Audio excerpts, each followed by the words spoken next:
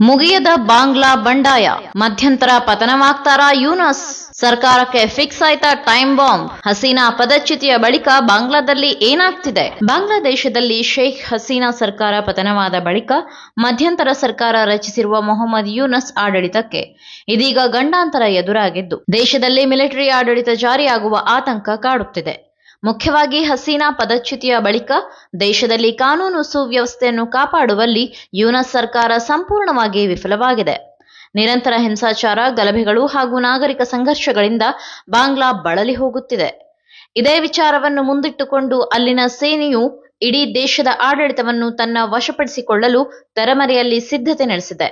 ಮಧ್ಯಂತರ ಸರ್ಕಾರಕ್ಕೆ time bomb fix. Yunus ಆಡಳಿತ ವೈಫಲ್ಯಗಳ ವಿರುದ್ಧ ದೇಶದ ಹಲವು ಭಾಗಗಳಲ್ಲಿ ನಡೆಯುತ್ತಿರುವ ವಿದ್ಯಾರ್ಥಿಗಳ ಪ್ರತಿಭಟನೆಗಳು, ಎಲ್ಲ ದಂಗೆಗಳನ್ನು ಹಾಗೂ ಆಡಳಿತ ವಿರೋಧಿ ಅಲೆಗಳನ್ನು ಎದುರಿಸುತ್ತಿರುವ ಮಧ್ಯಂತರ ಸರ್ಕಾರಕ್ಕೆ ಇತಿಶ್ರೀ ಹಾಡಲು ಸೇನಾ ಮುಖ್ಯಸ್ಥ ವಾಕರ್ ಉಜ್ ಜಮಾನ್ ಸೇನೆಯ ಹಿರಿಯ ಅಧಿಕಾರಿಗಳೊಂದಿಗೆ ತುರ್ತು ಸಭೆ ನಡೆಸಿ ಮುಂದಿನ ಕಾರ್ಯತಂತ್ರಗಳ ಕುರಿತು ಚರ್ಚಿಸಿದ್ದಾರೆ. ಅಲ್ಲದೆ ಯೂನಸ್ ಸರ್ಕಾರದ ವಿರುದ್ಧ ಜನರಲ್ಲಿ ಮೂಡಿರುವ ಅವಿಶ್ವಾಸ ಹಾಗೂ ಆಡಳಿತ ಸ್ಥಿರತೆ ತರುವ ನಿಟ್ಟಿನಲ್ಲಿ ಈ ಸಭೆಯಲ್ಲಿ ಉನ್ನತ ಮಟ್ಟದ ಮಾತುಕತೆ ನಡೆದಿದೆ. ಪ್ರಮುಖವಾಗಿ ನಿರಂತರ ಒಂದಲ್ಲ ಒಂದು ರೀತಿಯ ರಾಜಕೀಯ ವಿಪ್ಲವ ಹಾಗೂ ಪ್ರಕ್ಷೋಭೆಗಳಿಗೆ ತುತ್ತಾಗುತ್ತಿರುವ ಬಾಂಗ್ಲಾದಲ್ಲಿ ಸೇನಾ ಮುಖ್ಯಸ್ಥರ ಈ ನಡೆಯು ಅತ್ಯಂತ ಮಹತ್ವ ಪಡೆದಿದ್ದು, ಯೂನಸ್ ಸರ್ಕಾರಕ್ಕೆ ಟೈಮ್ ಬಾಂಬ್ ಫಿಕ್ಸ್ ಆದಂತೆ ಕಂಡುಬರುತ್ತಿದೆ. ಸೇನಾ ಆಡಳಿತಕ್ಕೆ ಪ್ಲಾನ್.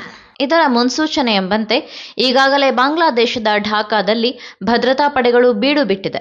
ಇನ್ನು ದೇಶದಲ್ಲಿ ಭಯೋತ್ಪಾದಕ ಚಟುವಟಿಕೆಗಳು ಹೆಚ್ಚಾಗುತ್ತಿರುವ ಹಿನ್ನೆಲೆಯಲ್ಲಿ ಪರಿಸ್ಥಿತಿಯನ್ನು ಗಮನಿಸಿರುವ ಸೇನಾ ಮುಖ್ಯಸ್ಥ ಹಲವು ಭಾಗಗಳಲ್ಲಿ ಕಟ್ಟೆಚ್ಚರ ವಹಿಸುವಂತೆ ಭದ್ರತಾ ಪಡೆಗಳನ್ನು ನಿಯೋಜಿಸಿದ್ದಾರೆ. ಮುಖ್ಯವಾಗಿ ದೇಶದಲ್ಲಿ ತಲೆದೂರಿರುವ ರಾಜಕೀಯ ಅಸ್ಥಿರತೆಯು ಅಲ್ಲಿನ ಜನರನ್ನು ಕಂಗೆಡಿಸಿದ್ದು, ಅವರಿಗೆ ಶಾಂತಿಯೇ ಇಲ್ಲದಾಗಿದೆ ಎಂದು ಸೇನಾ ಮುಖ್ಯಸ್ಥ ಅಸಮಾಧಾನ ಹೊರಹಾಕಿದ್ದಾರೆ. ಇನ್ನು ದೇಶದಲ್ಲಿ ನಡೆಯುತ್ತಿರುವ ದಂಗೆ ಹಾಗೂ ಹೋರಾಟಗಳ ಹಿಂದೆ ನಿರ್ಗಮಿತ ಅಧ್ಯಕ್ಷೆ ಶೇಖ್ ಹಸೀನಾ ನೇತೃತ್ವದ ಅವಾಮಿ ಲೀಗ್ ಪಕ್ಷದ ಕೈವಾಡವಿದೆ ಎಂದು ಯೂನಸ್ ಸರ್ಕಾರ ಆರೋಪಿಸುತ್ತಿದೆ.